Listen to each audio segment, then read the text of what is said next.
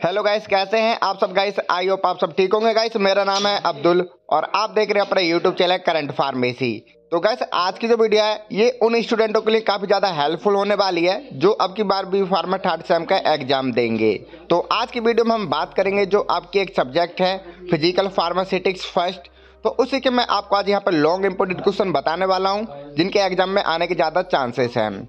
तो ये ऐसे क्वेश्चन है जो मतलब प्रीवियस ईयर क्वेश्चन है उनमें से मैंने लिए हैं जो काफ़ी ज़्यादा हेल्पफुल है, एग्जाम में आने के ज़्यादा चांसेस में है, इसलिए ही मैंने यहाँ पे रखे हैं। और उससे पहले यही कहूँगा कि अगर आप एक फार्मेसी के स्टूडेंट हो और हमारे चैनल पहली बार विजिट कर रहे हो तो चैनल आप ही का है, चैनल को सब्सक्राइब कर देना और साथ ही साथ बेल आइकन को भी ऑन कर लेना।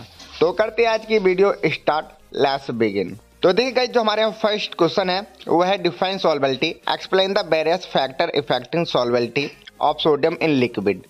तो आपको इसमें बताना है सबसे पहले आपको जो सॉल्वेबिलिटी है उसकी डेफिनेशन पता होना चाहिए।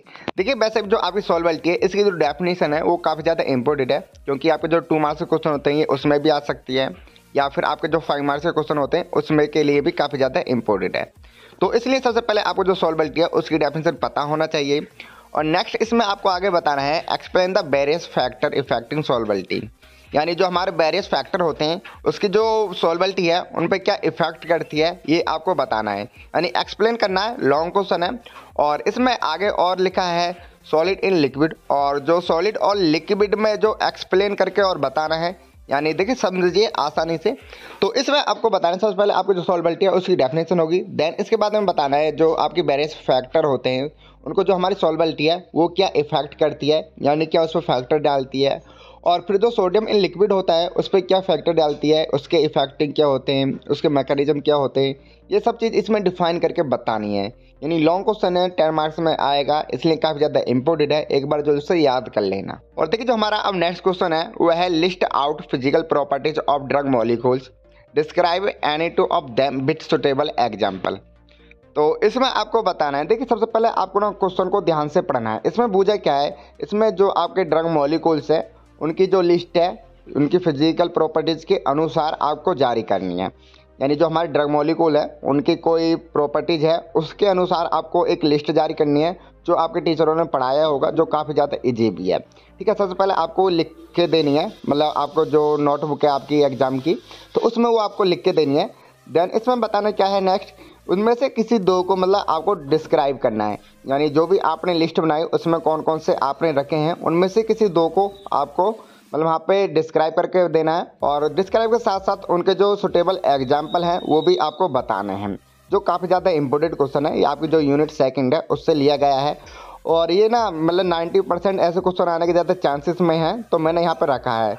तो ऐसे क्वेश्चनों को एक बार जल्द से याद कर लेना। और देखिए जो हमारा अब नेक्स्ट क्वेश्चन है वो है define surface tension, explain the principle involve in determination of surface tension by capillary rise method, give its limitation.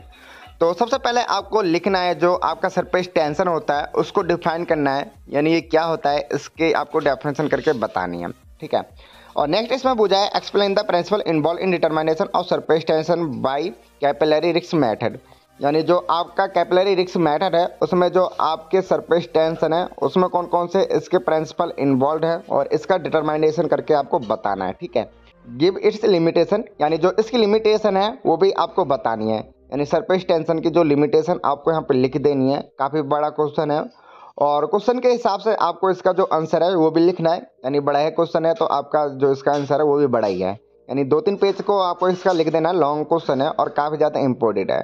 और आपकी जो यूनिट थर्ड है, यानी थर्ड यूनिट से आपके से ये लिया गया है जो काफ़ी ज़्यादा इम्पोर्टेंट है और ये लास्ट ईयर भी आया था, इसलिए ही मैंने यहाँ पर रखा है। और वीडियो के डिस्क्रिप्शन में एक PDF का लिंक है जिसमें और भी ज़्यादा मोस्ट इंपोर्टेंट क्वेश्चन है, आप वो जाके चेकआउट कर सकते हैं। ठीक है, और देखिए जो हमारा अब नेक्स्ट क्वेश्चन है वह है explain the various application of complexion in pharmacy with example. तो सबसे पहले आपको जो कॉम्प्लेक्शन है उसकी एप्लीकेशन को आपको एक्सप्लेन करके बताना है, यानी जो कॉम्प्लेक्शन है उसके एप्लीकेशन क्या है उसको आपको एक्सप्लेन करके बताना है।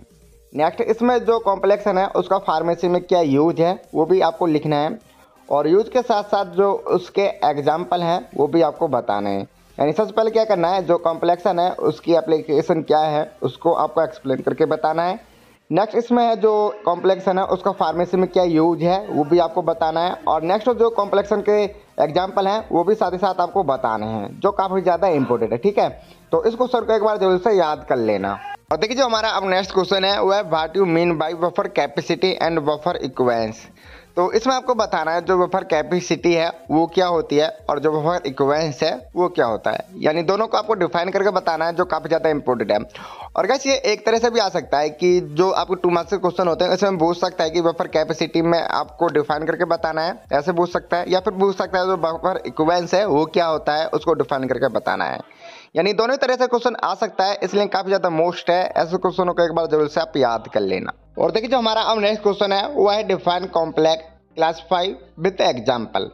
यानी जो कॉम्प्लेक्स है उसको आपको डिफाइन करना है, उसकी डेफिनेशन देनी है और उसमें साथ साथ आपको जो उसका क्लासिफिकेशन है वो भी लिख देना है।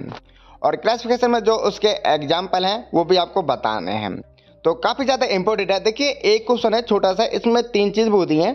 सबसे पहले आपको बताना है जो कॉम्प्लेक्स है उस क्या होता है उसको डिफाइन करके बताना है। और नेक्स्ट इसमें पूछा है जो उसका क्लासिफिकेशन है कॉम्प्लेक्स का वो क्या होता है। और नेक्स्ट इसमें पूछा है जो कॉम्प्लेक्स के एग्जाम्पल हैं वो क्या होते हैं वो भी आपको बताने हैं। तो काफ़ी ज़्यादा इंपॉर्टेंट क्वेश्चन है। और गाइस मैं तो ये कहूँगा कि जो मैंने आपको क्वेश्चन बताए ये काफ़ी ज़्यादा इंपॉर्टेंट है, इन सभी को एक बार जरूर से याद कर लेना, ठीक है। तो बस गाइस इतना ही था आज की वीडियो में, आई होप आपको समझ में आया होगा। तो गाइस वीडियो कैसी लगी यार हमें कमेंट करके ज़रूर बताएं। और गाइस वीडियो अच्छी लगी हो तो वीडियो को अपने जो फ्रेंड है या फिर जो क्लासमेट हैं उन सभी के साथ एक बार जरूर से शेयर कर देना। और गाइस आप मुझसे बात करना चाहते हैं तो कर सकते हैं, आप मुझे इंस्टाग्राम पर फॉलो, उसका जो लिंक है वो आपको वीडियो के डिस्क्रिप्शन में मिल जाएगा, आप वहाँ से जान के चेकआउट कर सकते हैं।